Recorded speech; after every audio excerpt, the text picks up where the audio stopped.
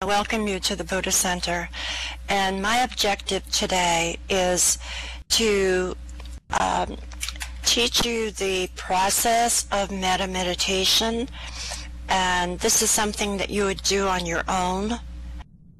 I do it on a daily basis, and the other part of the session will be the recitation of the Metta Sutra, which is a very beautiful sutra.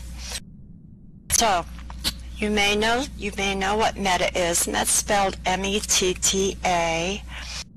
It is the Pali word that translates into loving kindness.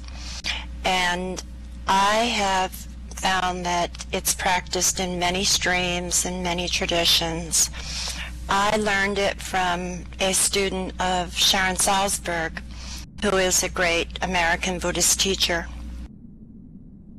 And I've done it, I'm a member of a Korean Zen Buddhist temple. We do it there. I've been to a Chinese Chan center, and we do it there. So it's done in many different places. It's a very simple meditation, but it's extremely powerful and very transformational. And what it does is it provides an easy way for you to discover intimacy with not only yourself, but obviously with others.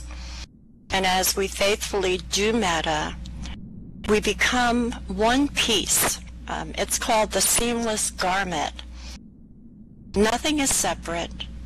Nothing is disconnected. You get the true sense of the oneness.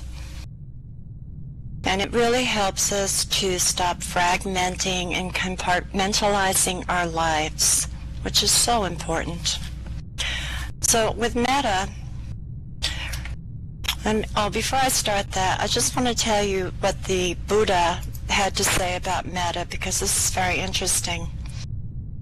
The Buddha actually said that there are 11 particular advantages to doing metta, and he was very, very clear on this and very precise.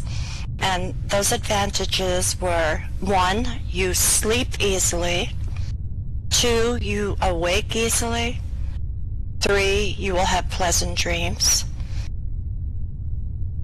4, people will love you.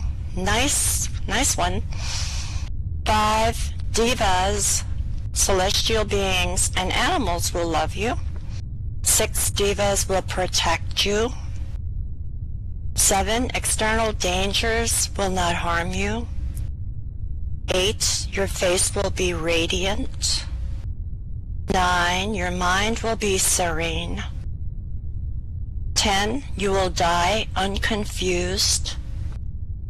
And 11, you will be reborn into happy realms. Now, I've found that people who do metta actually do have a very radiant look about them, and people are attracted to them. They're drawn to them, and we can all cultivate this. I'm going to quote something. Actually, I'm quoting from Rumi, who is a 13th century Sufi mystic poet. But Sharon Salzberg loves his poem, and she uses it as a very good example to describe metta. And the poem goes, "A pearl goes up for auction. No one has enough, so the pearl buys itself." Now, if you really think about that, then you'd understand that love can really not be bought or owned. Love owns itself. What we can do is we can cultivate this loving kindness. And when I'm talking about this loving kindness, I'm talking about unconditional love that you're giving out. You're giving to yourself, you're giving out to other beings, and it's done with no expectation of anything in return, other than you want to promote well-being. So when we do metta, we first give metta to ourselves, and we say 4 phrases. And then once we've given metta to ourselves, as you all know, we must love ourselves before we can love anyone else. Once we've given metta to ourselves, we then give metta to 4, I'll call them beings, 4 beings. First one is the benefactor, and the benefactor would be a teacher, a mentor, someone that you revere, and this person should be alive because you need that energy. And it would be someone who has stood by you no matter what. The next being would be a family member or a friend that you love very much. Could be a spouse, could be a boyfriend, it could be a girlfriend, it could be a best friend. The third is the neutral person, and the neutral person is someone you may have seen on the street. You don't really know that person, but you've seen the face. And then we give metta to the difficult person.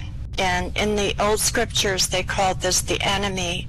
And I don't like to use that word, but so I use the word difficult. And what I mean by that is this is someone that you may have perceived has hurt you in some way or caused you some harm, and you're harboring this. And this is the most powerful form of metta that should be given out. And then lastly, we give metta to the entire universe, to all sentient beings. Okay, so when we start the metta and we give it to ourselves, we say these 4 phrases. And when you do this practice on your own, you should say the 4 phrases 3 times for each being. And the phrases are, I'm just closing some windows. May I be safe from inner and outer harm. May I be happy and peaceful. May I be healthy and strong. May I care for myself joyfully. Okay. And as you do this metta, you want to picture yourself in your mind and picture yourself as radiant and happy. And then as we move to the other beings, I want you to picture their face in your mind's eye and see them the same way, radiant, healthy, happy. And now we move to the benefactor.